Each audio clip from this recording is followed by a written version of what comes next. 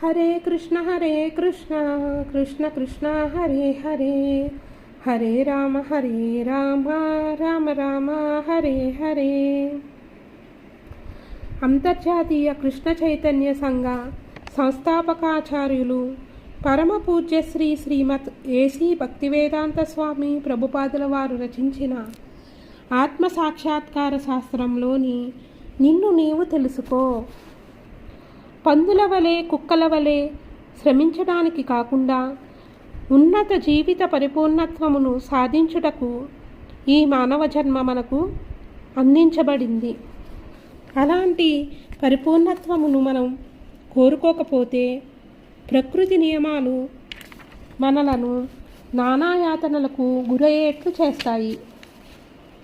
ప్రస్తుతం నడుస్తున్న కలియుగం చివరి భాగంలో కేవలము ఒక రొట్టె ముక్క కోసం మానవులు గాడిదల్లాగా శ్రమించవలసి వస్తుంది.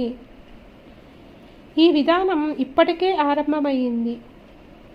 ఏటేటా తక్కువ ఫలం కోసం ఎక్కువగా కష్టించు అవసరం పెరుగుతుంది. నిజానికి జంతువుల వలె కష్టపడి పనిచేయడానికి మానవుడు ఉద్దేశించబడలేదు.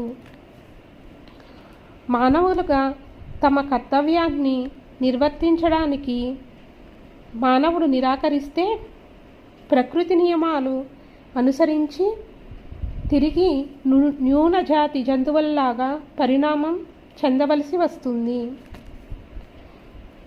ప్రకృతి నియమాలను అనుసరించి జీవాత్మ తగిన దేహము మరియు ఇంద్రియాలతో జన్మించి భౌతిక జగత్తులోని సుఖాలను ఎలా అనుభవించునో భగవద్గీత వివిధ రకాలుగా వర్ణిస్తుంది.